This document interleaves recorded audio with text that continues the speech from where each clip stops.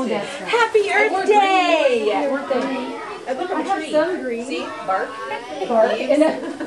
I told Autumn, I was like a tree. That's good day. Very good. My girlfriend had Okay. Oh, he couldn't wear it. That's cute. Or funny, whatever. How many people actually get to go to work every day and love what they're doing and feel really called to doing it? This journey started about 17 years ago in September of 1993 when the school first opened with 3 classes and 45 students, and we're just now completing our 15th year, and we now have a staff of 13 and 11 classes and children from ages 2 years and 9 months this year through 1st grade. The thing I like most about working here at Good Samaritan School is the families that are here, and having not just one of their children, but having the younger siblings that come down the pike, and just feeling like that you really are a part of, you know, their family for many years. It's a journey that I think we might think about in terms of welcoming a stranger into your home or to your community, and I think culturally, worldwide, that's one thing that we all have in common. The teachers are here because they have a passion. They love this school, they love their families, and that's quite obvious when you come to the school.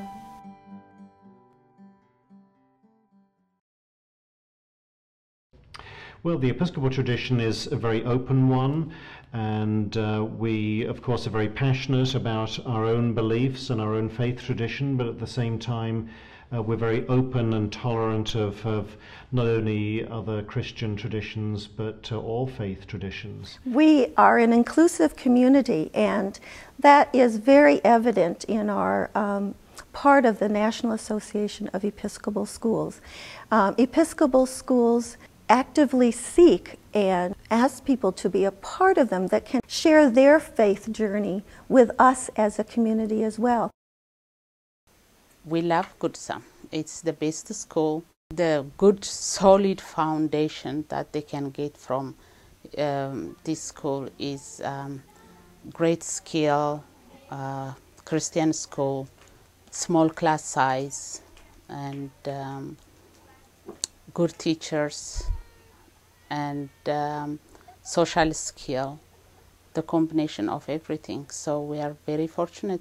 I grew up in the Anglican community, Anglican church, and we valued its inclusiveness, and the Episcopalian school here highlights that. We looked forward to having our son grow up with that exposure to different kids from different backgrounds.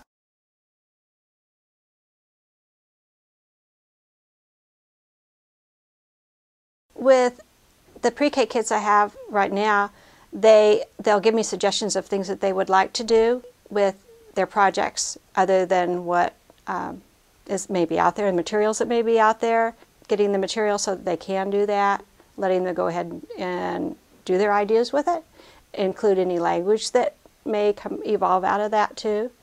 Out of all the memories that I have of my kids attending this preschool and school is the memories of the ability to become involved as a parent. That is one thing that really spoke importantly to me as a parent, was I was never excluded from the educational process. Parental involvement is really important to us because a lot of the parents here are learning too.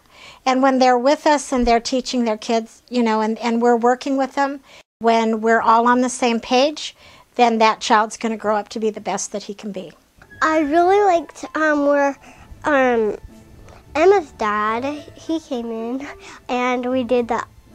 He took dried ice, like example of an iceberg, and he told us that if you touched it, it would actually stick because it's 190 below zero. It's really important that we teach our families and our parents about participating in their child's education, especially these very early years. Just in the years that we've been here at Good Sam, we've learned so much developmentally about the young child and brain activity and ways children learn. And we use this to help the parents in their journey of parenting. We provide an enormous amount of material about development of the young child, and we encourage them in many different areas to participate in the development of their child, parallel with us at school. I do a huge unit on community helpers where I invite all the parents into the classroom to share with us what they spend their day doing. And, you know, sometimes they come here, sometimes we go there, you know, and it just is a real pride booster for not only the children but the parents. We've had doctors and nurses and different medical people. We've had police officers, firefighters, ambulance drivers. In fact, the ambulance driver bringing the ambulance is the grand finale to our medical unit. When we go on field trips, the best thing about that is they actually get to see what's happening for real. We took them to the pumpkin patch and they got to see how the pumpkins grow. And, you know, they got to play in birdseed, they got to play in pumpkin seeds. On the creativity side, today, for example, we made birds' nests. And they used Chinese noodles and melted chocolate, and for the eggs they used M&Ms. And then we had discussion at circle time about how birds make nests and what they use to make the nest, and how the babies live in the nest and how they grow and how they learn to fly, just like they're coming to school without their mommies and they're learning to fly. And, you know, we use as much creativity in everything we do as possible. Early childhood music is so much fun. There's so many different techniques you get to use and lots of little props.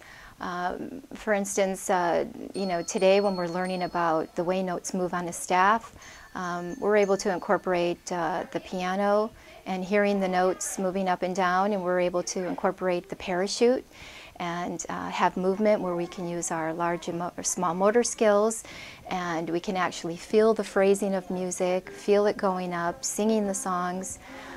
So there's just a lot of different props that I like to use, because with early childhood music it's important that the kids can see it, they can touch it, they can feel it, they can move to it.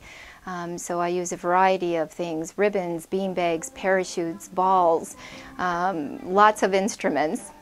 One of the things that I do as a teacher is incorporate lots of music.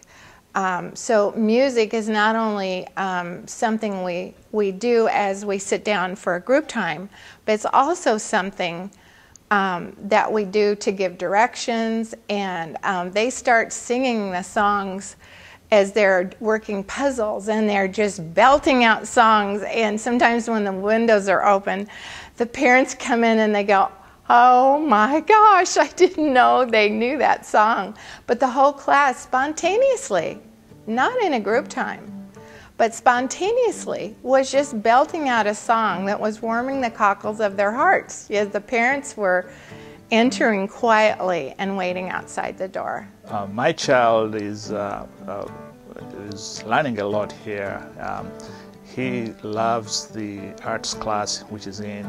He's gaining a lot of, getting to exercise a lot of his creative skills. Every week we get 2 or 3 samples of new stuff he did that very often delight and surprise us how much he's advancing. So there is that, but also he's getting grounded in the basic writing and reading skills. We were so overwhelmed by the outpouring of support, educational programs from the parts of the teachers' aides, the support staff of the school, and we really wanted and searched out for a venue where we could incorporate our faith as well with this educational process. I feel the school has done a completely remarkable job in this community, And if you look at the amounts of families that are in Corvallis and the graduates of this preschool and school that then go on to further their education, continue to have a place of faith in their life, I feel it all stems from family first and then from the school environment that was offered here.